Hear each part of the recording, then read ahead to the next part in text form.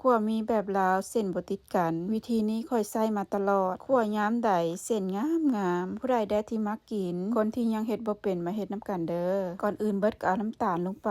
ใส่น้ำตาลทรายขาวหรือน้ำตาลทรายแดงก็ได้คือกันค่อยใส่น้ำตาลไปครึ่งถ้วยเอามาใส่หม้อตั้งไฟเปิดไฟกลางแล้วก็เกี่ยวคั่วไปแบบนี้จนกว่าน้ำตาลจะออกเป็นสีแดงแบบนี้เลยถ้าผู้ใดอยากได้สีแดงเข้มก็ให้คั่วไปเติมเด้อแต่อย่าให้ไหม้เด้อถ้าน้ำตาลไหม้น้ำซอสจะออกรสขมหลังจากที่ได้สีตามที่ต้องการแล้วก็จะเอาน้ำมะขามมาใส่นางจะใส่น้ำมะขามไป1ถ้วยน้ำมะขามนี่บ่ได้เข้มข้นเลยจะจางๆใส่น้ำมะขามลงไปแล้วก็จะมาปรุงใส่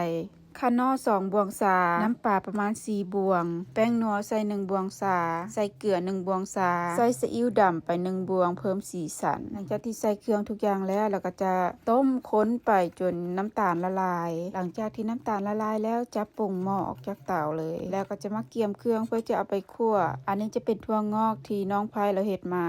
เป็นอาทิตย์แล้วแต่ยังบ่เน่าและนี่ก็คือน้ำซอสที่เฮาเคี่ยวเมื่อกี้นี้แล้วก็จะมีเส้นหมี่ข่อยใส่เส้นหมี่ยี่ห้อนี้เด้ออยู่แล้วเฮาก็สามารถใส่เส้นสดตามตลาดทั่วไปเลยข่อยจะใส่เส้นหมี่ไปครึ่งโลมาต้มน้ำให้ร้อนๆก่อนแล้วก็จึงเอาเส้นหมี่ลงไปลวกประมาณ1นาทีข่อยจะลวกเส้นก่อนทุกเทื่อวิธีนี้คั่วเส้นออกมาจะบ่ติดกันหลังจากที่ลวกเส้นไปประมาณ1นาทีนางก็จะเอาเส้นไปล้างน้ำก่อนล้างน้ำแป้งน้ำเมือกที่เคลือบอยู่ในเส้นออกให้เบิดก่อนเนาะจากนั้นก็ปาให้เสด็จน้ำแล้วก็มาเกี่ยมคั่วใส่น้ำมันลงไป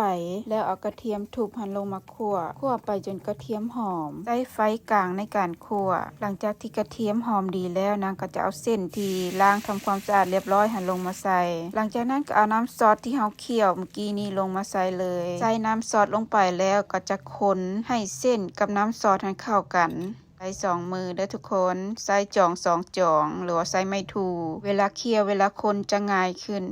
ค่อยก็ถ่ายคลิปไปเนาะก็ใส่มือเดียวตัดมาก็คั่วเกือบแล้วพอเส้นดูดเอาน้ำเบิดแล้วนางจะเอาถั่วงอกที่ล้างทำความสะอาดแล้วหั่นลงมาใส่แล้วคนเส้นกับถั่วงอกให้เข้ากันถ้าให้ถั่วงอกสุกแล้วก็ปรุงหม้อ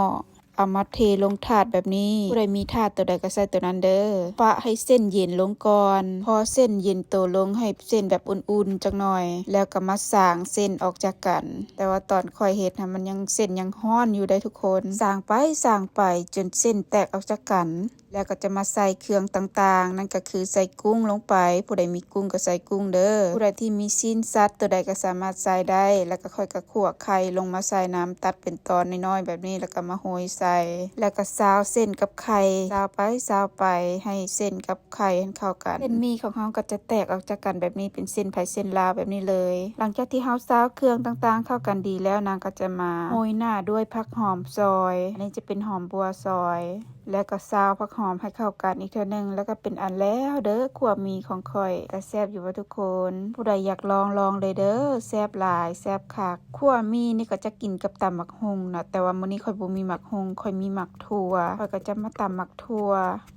วนี่ก็แล้วแต่คนมักเด้อบางคนก็บ่ให้แหลกปานใดบางคนก็ให้แหลกๆเนาะส่วนว่าเฮือนข่อยมักเป็นมุนๆเพราะว่าพ่อปู่แม่ย่าข่อยเราบ่มีแค้วเนาะก็จะย่ำบ่ได้หั่นน่ะก็ต้องได้ตำมุนๆตำหมักถั่วแหลกดีแล้วก็จะใส่มักเลนลงไปแล้วก็ใส่กะปิไปน้ำเพิ่มความหอมแล้วก็ตำเครื่องทุกอย่างให้เข้ากันแล้วก็จะมาปรุงใส่น้ำปลาแดกแป้งนัวน้ำตาลน้ำหมักนาวแล้วก็ตำเครื่องทุกอย่างให้เข้ากันอีกเทื่อนึงซิมเบิ่งรสชาติบ่พอหยังก็เติมเอาแล้วก็เป็นอันแล้วเด้อทุกคนคั่วหมี่กับตำถั่วแต่แซ่บอยู่บ่ทุกคนมาทุกคนกินข้าวน้ำกันเด้อ